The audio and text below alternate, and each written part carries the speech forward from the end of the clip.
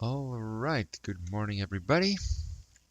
Let's see the last portion of this chapter.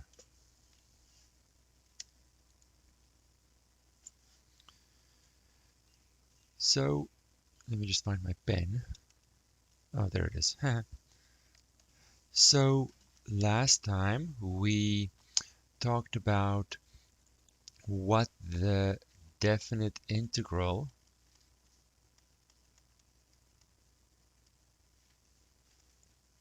a to b f of x, what that represents.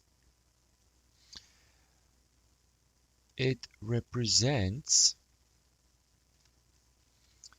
not necessarily the area that we might be interested in, but instead it represents the net area, or we can also call it the signed area between the graph f of x and the x-axis. So that means that if I have a graph, let's draw a straight line.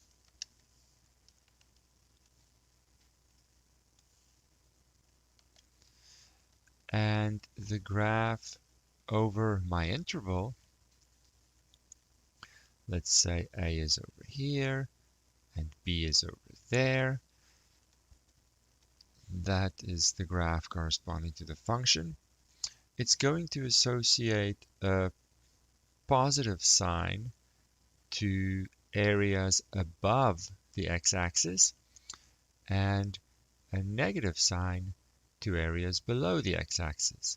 And if I do the definite integral all at once, a cancellation occurs and I don't actually get the total area that I want.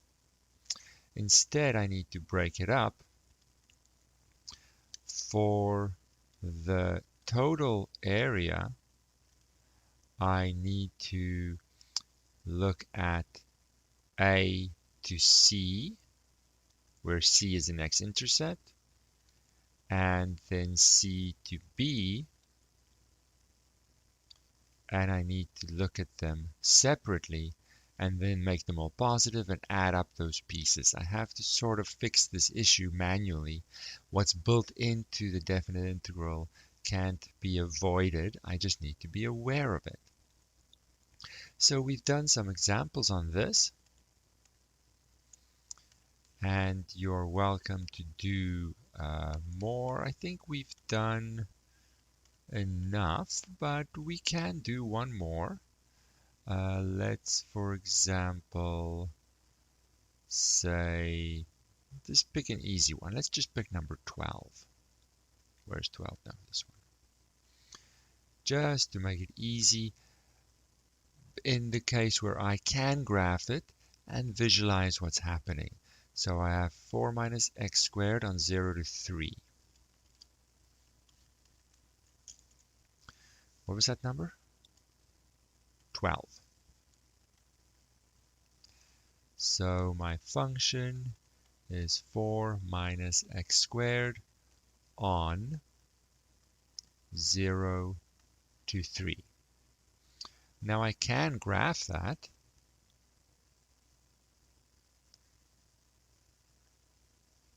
To help me visualize what's happening, but in some cases, graphing it might be too much effort, and that's not the point.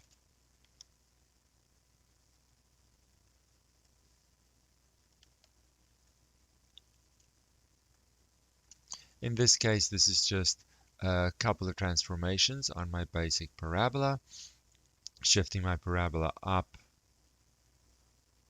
over here. A little wobbly, but there we go, at 4. And my interval is 0 to 3. Let's just put 3 over here. And I see that I have some parts of the area above and some parts of the area below. So I need to find the X intercept, whether I graphed it and can see that this is happening or not, I need to find the x-intercept. That is setting y equal to 0, solving for x, I get x equal to plus minus 2. So that means this guy is sitting in my interval. X equal to 2 is in the interval that they give me. I don't care about those that are not in the interval. That's completely irrelevant to me to calculate this area. So that then tells me I need to calculate two integrals from 0 to 2 of the function and from 2 to 3. If my graph is correct, the first one is going to be a positive area, the second one's going to be a negative area. But even if I don't see the graph, because the function might be too complicated for me to worry about that, some of these answers are going to be negative and some of these are going to be positive, which just confirms the fact that I have to split them up to avoid that calculation, that cancellation, if the calculation is done all at once. So my antiderivative is the same every time. It's going to be 4 times x minus x cubed with a 1/3 in front, and I'm going from 0 to 2 on this. Same antiderivative, so even though I have two integrals, the antiderivative work is the same. I just have different numbers to put in. So we'll get an answer for each of these, plugging in a 2 minus plugging in a 0. But luckily the 0 makes the calculation super simple, because that second bracket that I'm going to plug in 0 for, the whole thing is just going to be 0.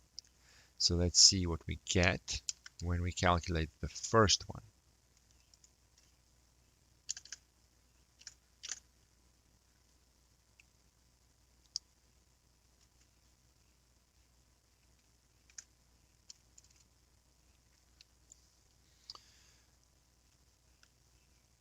I get 5.33 if I round it to 2 decimal places. And for the second one, I will just emphasize once again, for those that need it, that I'm plugging in the top boundary value,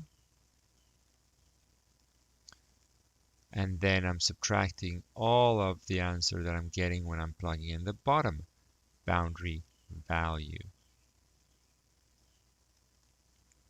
Just to emphasize. We'll do it all in one go, but you can certainly break it up into pieces if you want to.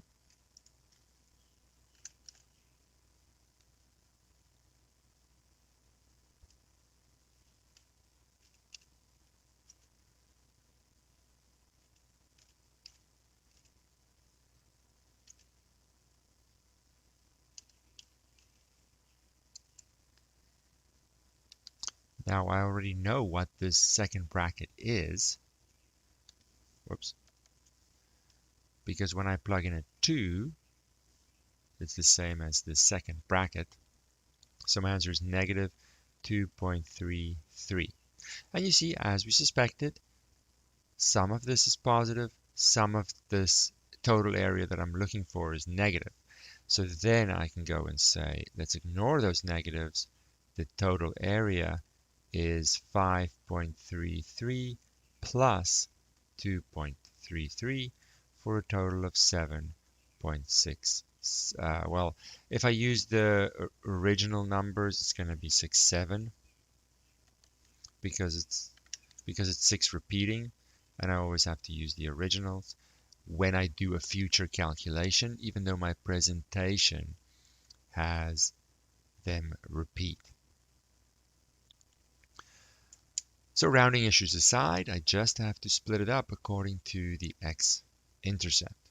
Whether I can see the graph or not, when I'm looking for total area, I need to be aware that this positive-negative area calculation will cancel pieces in my definite integral if I do it all at once. So I need to manually go and separate them.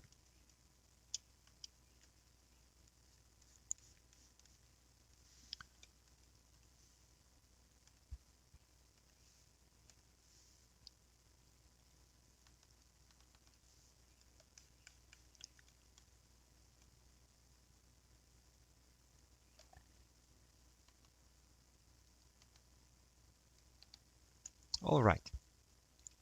So the last topic is when we want to find the area between two graphs. If we now step it up a little bit and say our boundary doesn't have one curvy line in it, but maybe two, we can visualize that like the following.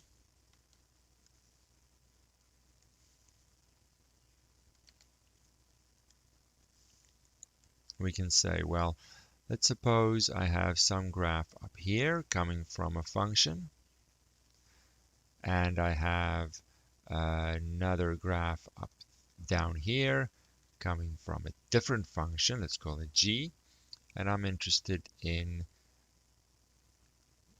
the area between a and b. So I'm interested in this area over here, the area between two graphs. How can I find that? Well, it's really quite simple. I simply need to look at the area between the top boundary coming from f of x and the x-axis. Let's make that blue.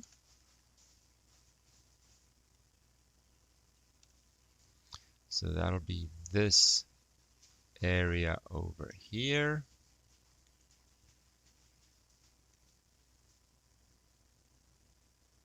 Blue area.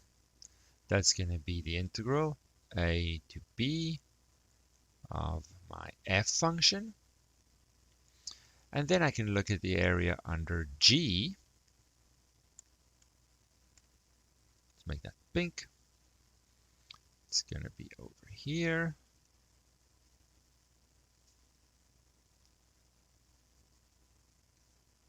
That's a to b with my g function as the function. And I simply need to take that away from the blue area. Take it away. So the area between two graphs will be calculated like this. But I can certainly put these together by reversing the sum difference property and merge them to integral a to b f of x minus g of x. And x is my variable. This is always going to be top boundary minus bottom boundary. So that means that it is beneficial to be able to graph it and visualize what's happening. Let's do a simple example first. Just make our own example where I'm going to look at the area, and again total area for sure, between y equal to let's make it fairly simple. Let's just say y equals x and y equals, let's pick something well below that. Let's pick something like x squared minus 2. And let's just go from 0 to 1. Let's visualize that first.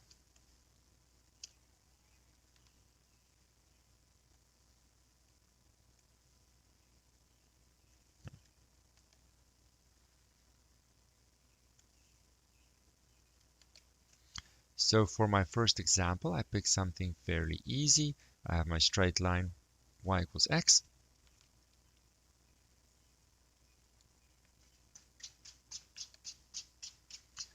Y equals x.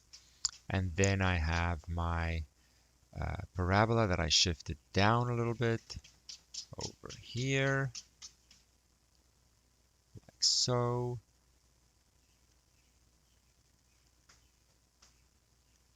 So this is y equals x squared minus 2, and 2 is over there. And I'm looking from 0 to 1. 1's going to sit over here. So this is my area that I'm interested in. Now the interesting thing is that I don't care about where these two graphs sit in relation to each other is all I care about. Where they sit in relation to the x-axis is actually quite irrelevant. So initially it bothers people that, ooh, some of that area is below the x-axis. No, it doesn't actually matter in this case.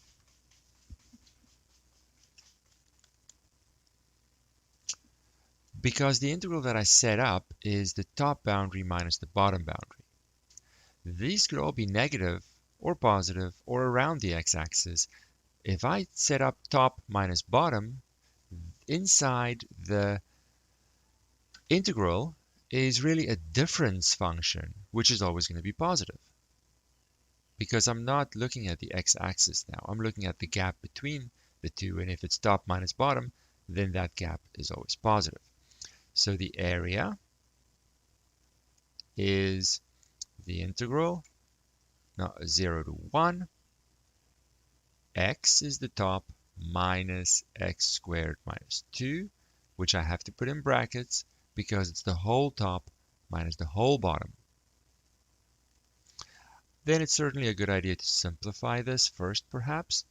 X minus x squared plus 2. To just see what do I really have as an integral here. It's not a complicated one.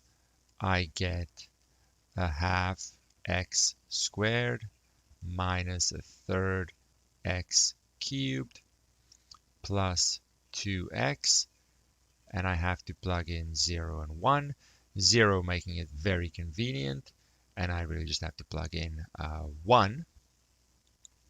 But it's always the same definite integral calculation. Let's quickly do that.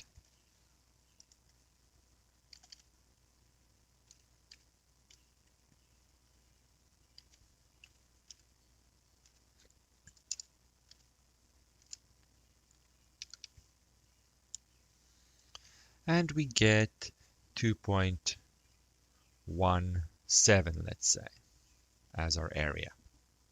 So straightforward.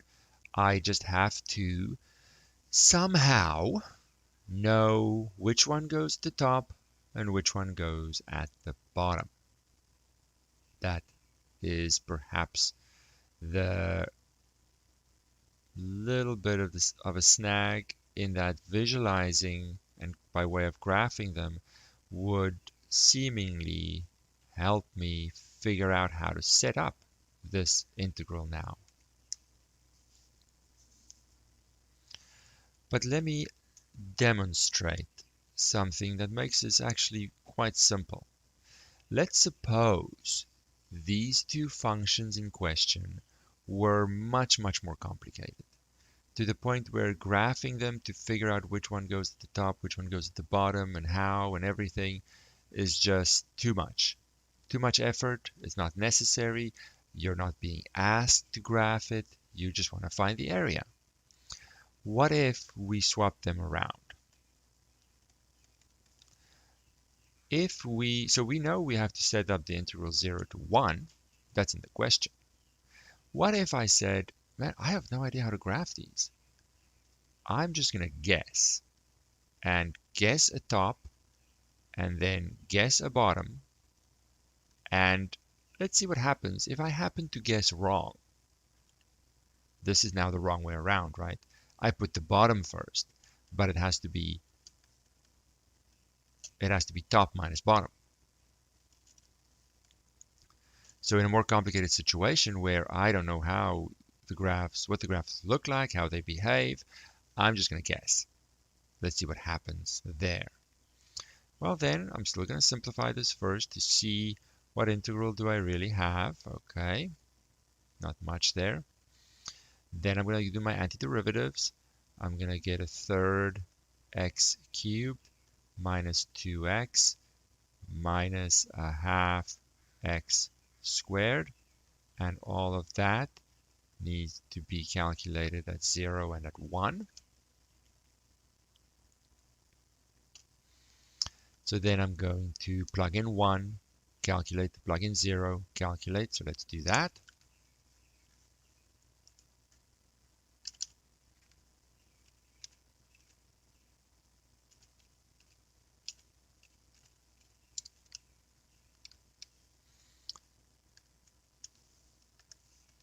And I get negative 2.17 if I round. So now if I compare the previous answer,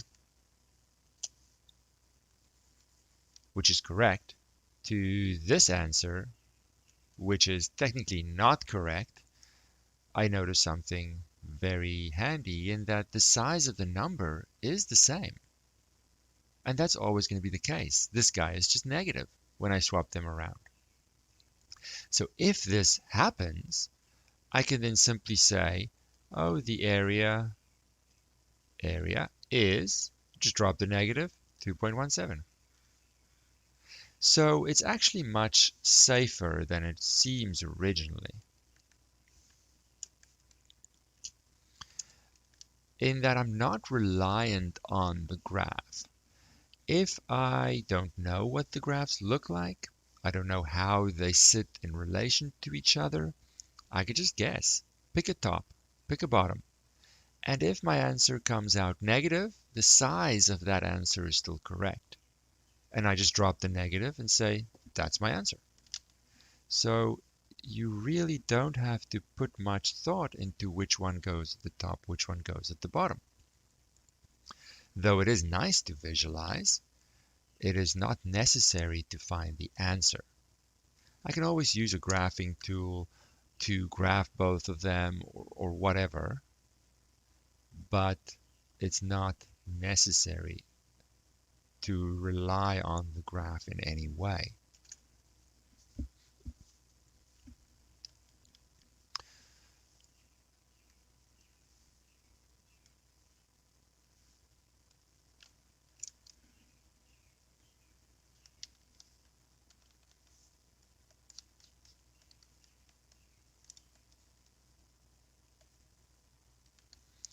So now let's just have a look at this.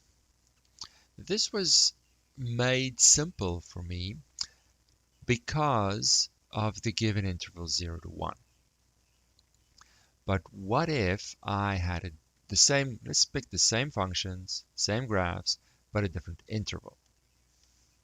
So for example, let's say we are looking for our area between y equals x and y equals x squared minus 2, I believe it was.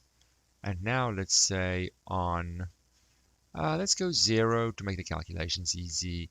And let's go 0 to, I don't know, let's go 10. So my graphs are still the same, but let's just see in general first, because I don't want to rely on this graph, right? Let's just say in general. What else could happen? Well,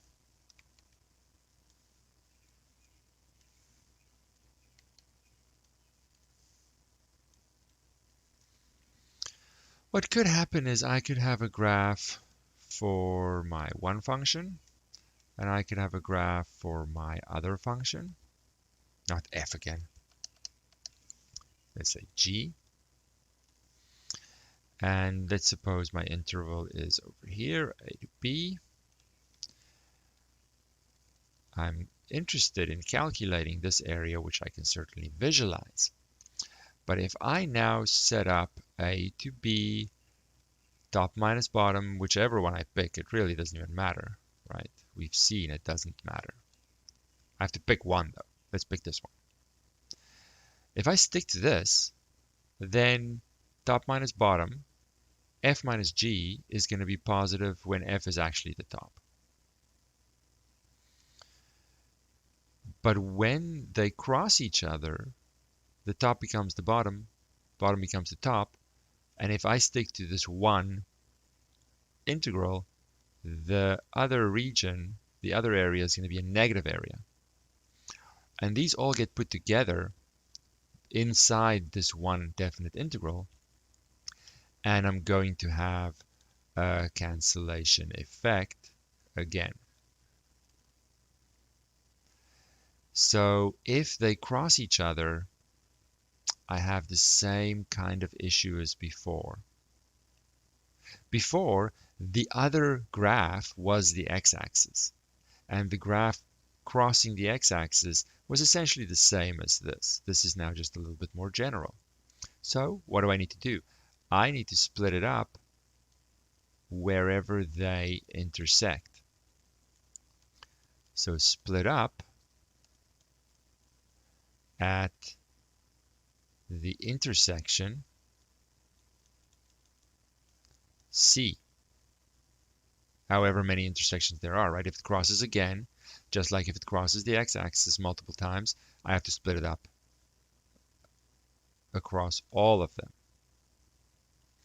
to avoid this cancellation little trap that is waiting for me in a single definite integral. Which means that if I now go to my functions in the example, I need to always check, do they intersect, and are any of those intersection points in my given interval? So let's do that. So now I have to first find the intersection, if it even happens, right? So that means I set them equal to each other, x squared minus 2. Those were my two functions. And that means I have to solve x squared minus x minus 2.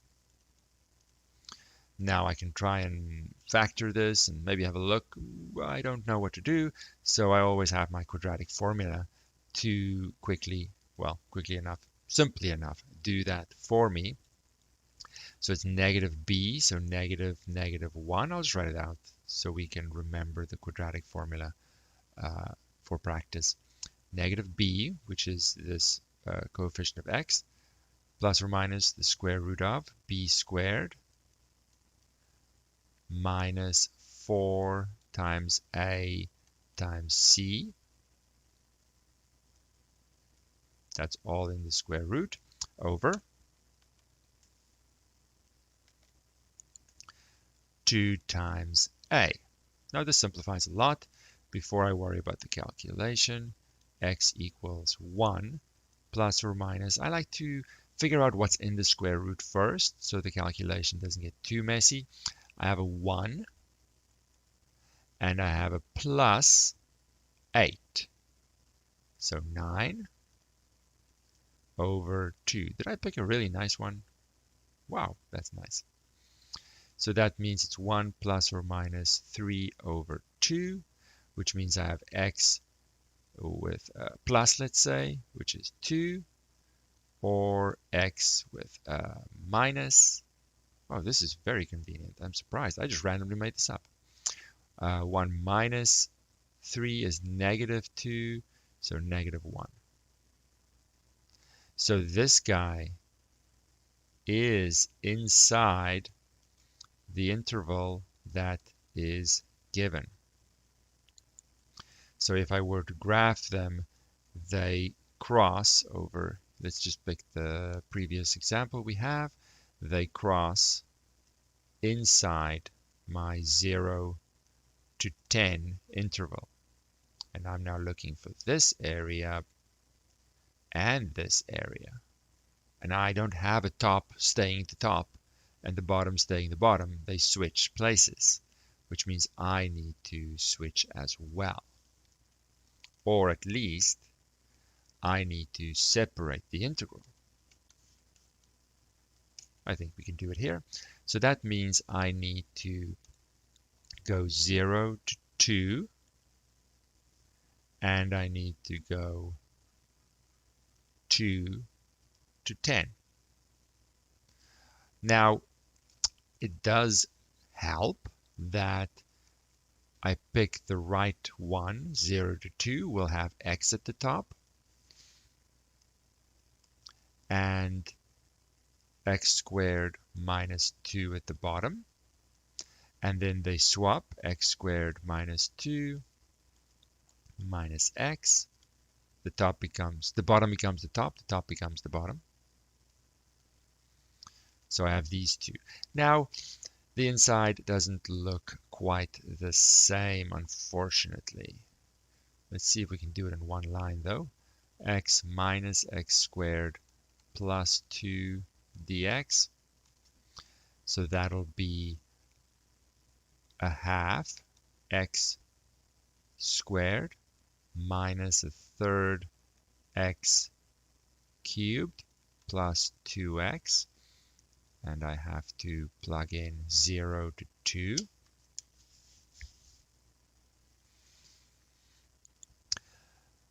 Which we'll do in a second. Then for the other one, actually let's do it. Let's do the calculation. Let's finish one line. The 0 helps a lot, so it does make the calculation faster. Let's calculate that top one. Or did we perhaps do that already? I don't know. Let's just see. It's a new question. Let's do it again.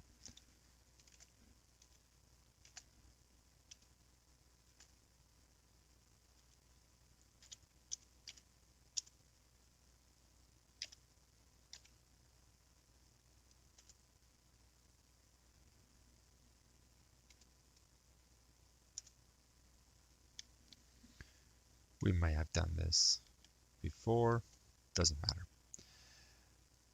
3.33.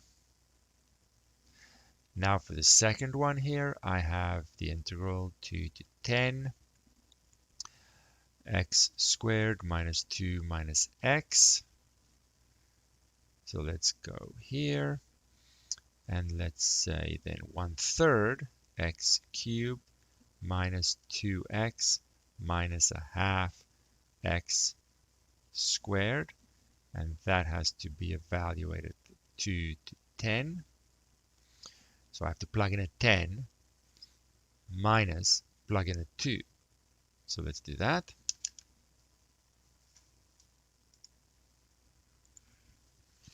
Now I can't very quickly use the top line because the exact way the function looks isn't the same.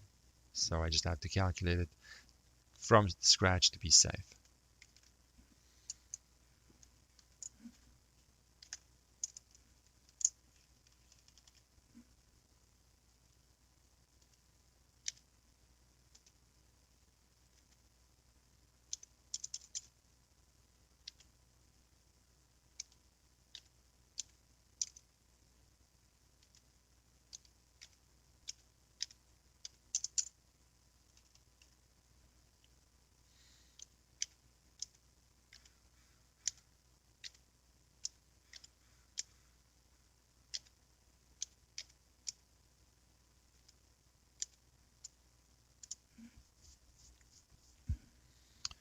All right, we get a lot because the parabola grows so fast, right? So that second part of the area over here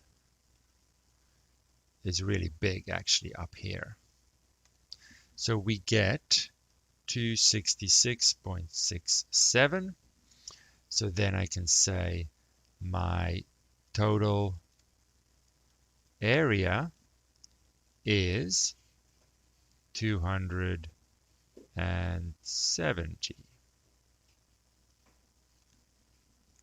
Now these are both positive because we correctly changed which one was at the top and which one was at the bottom. But I do want to highlight one thing. Remember, we got our 3.33. Let's put that on the side. And I'm just going to erase this top one. I'm going to erase it completely.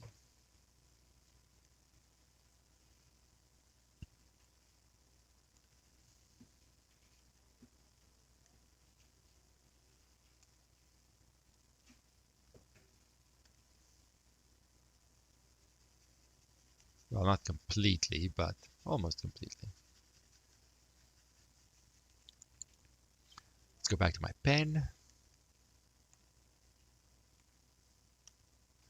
Let's suppose we know the two functions in question, but and we understand that we have to split it up around 2, but we don't know what the graphs look like. We don't know which one is at the top and which one is at the bottom. We know that they're going to switch places, but we don't know how, and we don't want to go through the effort of figuring it out.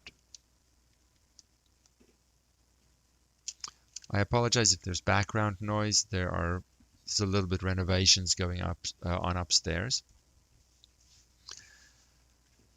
Let's suppose I don't know the order, right? I'm just going to pick the same for both.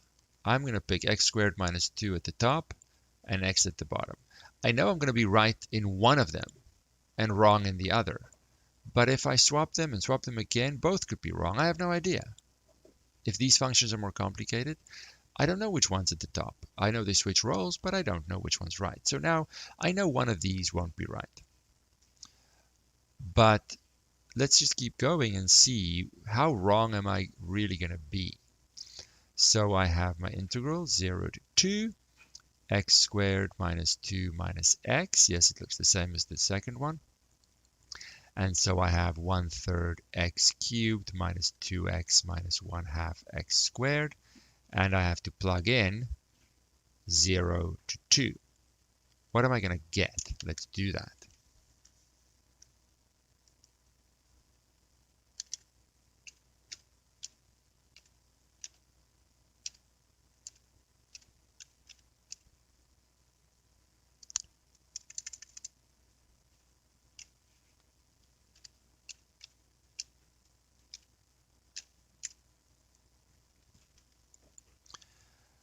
It shouldn't come as a big shock that I get negative 3.33.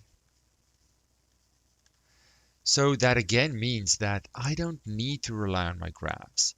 I don't need them.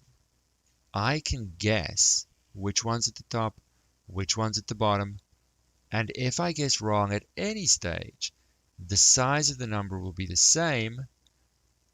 I'm simply going to ignore that sign. If it's a minus, the size is still correct, and I just add them up. And it has the benefit that I now have the same looking expression inside my integral, which means the antiderivatives are the same, and everything is a little less work. Just to have that negative there, that's not a big price to pay at all. Let's do one more example.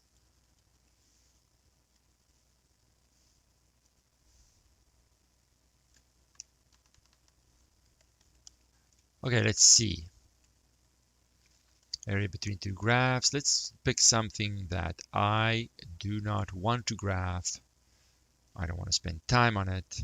I don't care at all.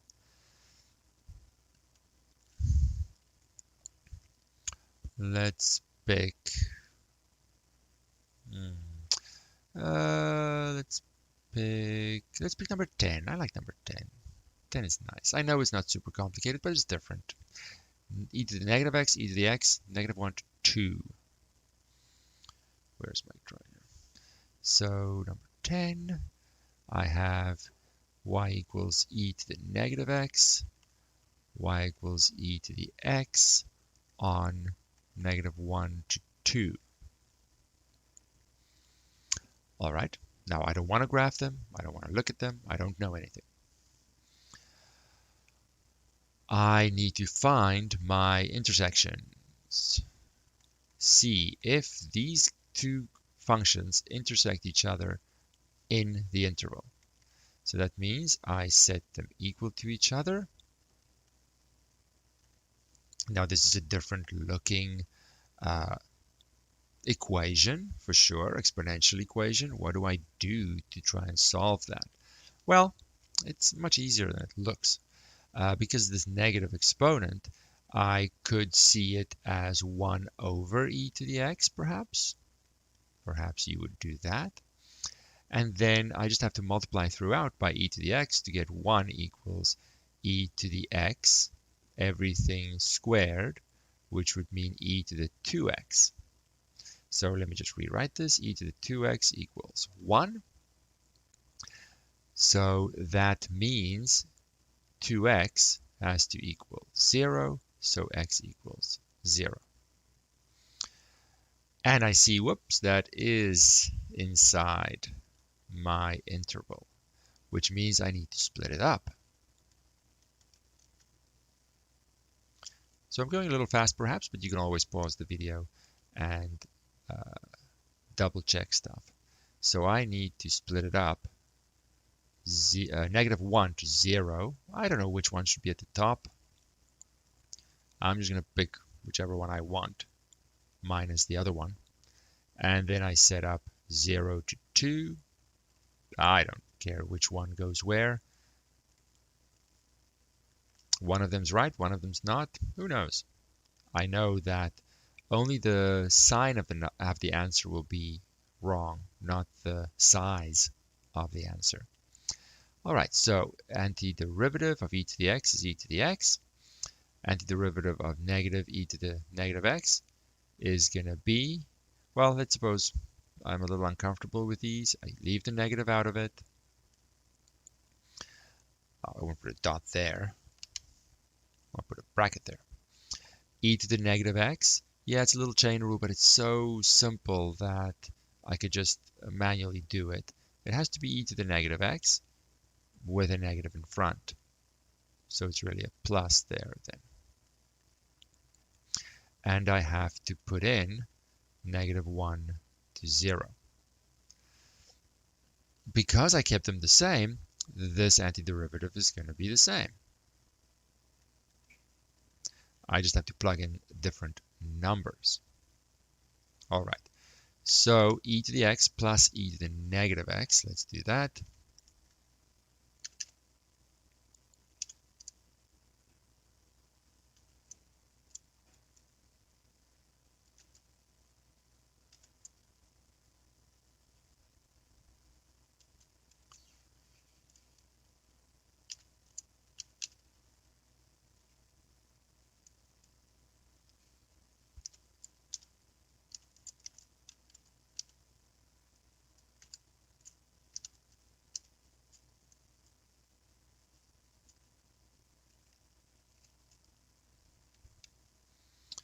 I get, oopsie line, what do I get here? -1.0862-ish. And then for my second one, let's do that.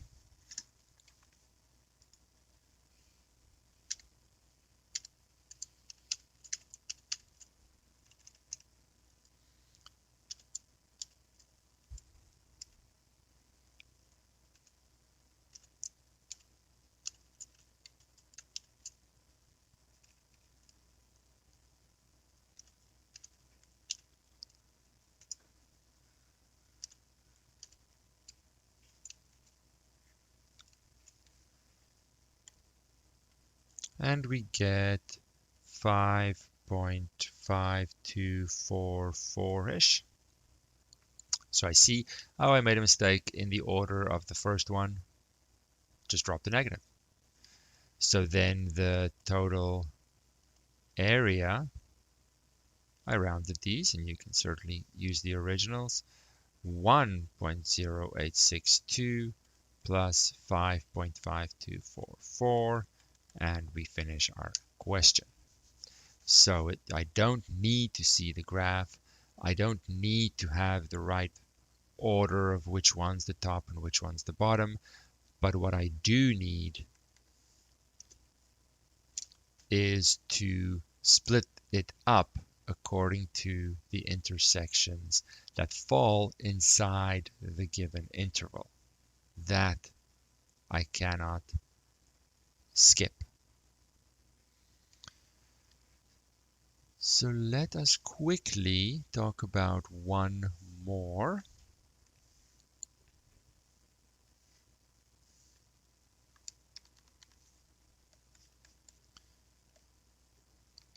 To just perfectly wrap this up, you'll see in some, let me zoom out here. You'll see in some of these questions, like number 5, that there's no interval given. There's no interval given. Why not? X squared and 2x.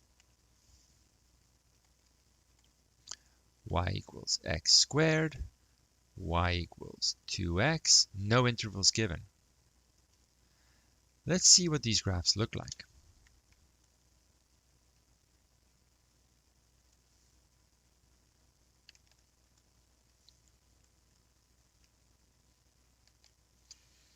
Well, I have my x squared graph,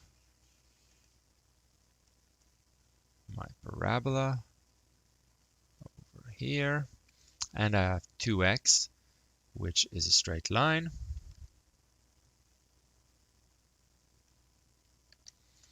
So I have y equals x squared, y equals 2x, and you see that there's an area enclosed because these graphs intersect each other twice. So when there's no interval given, the interval is the two intersection points. So regardless, I still need to find the intersections by setting them equal to each other. And that is x squared minus 2x equal to 0. Factor out an x to get x minus 2 is the other one. So x is 0, x is 2. So from 0 to 2. So it's nice to visualize this for sure, and if they're simple graphs, we can certainly do that. And this is now the interval. That means the interval is 0 to 2. And I can set it up to go from 0 to 2. There's nothing in between. That's a crossing. I have the graph, so I might as well set them up correctly, but I know that's not a big deal if I happen to swap them around. I have x squared as an antiderivative minus a third x cubed. 0 to 2. Let us calculate that as our last example.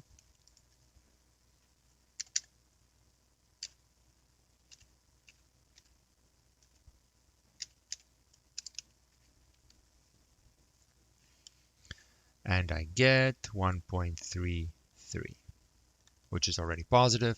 If I happen to not have the graph, I picked the wrong one for the top, I would just get negative 1.33 and then say, oh, that's my answer is 1.33, not a problem.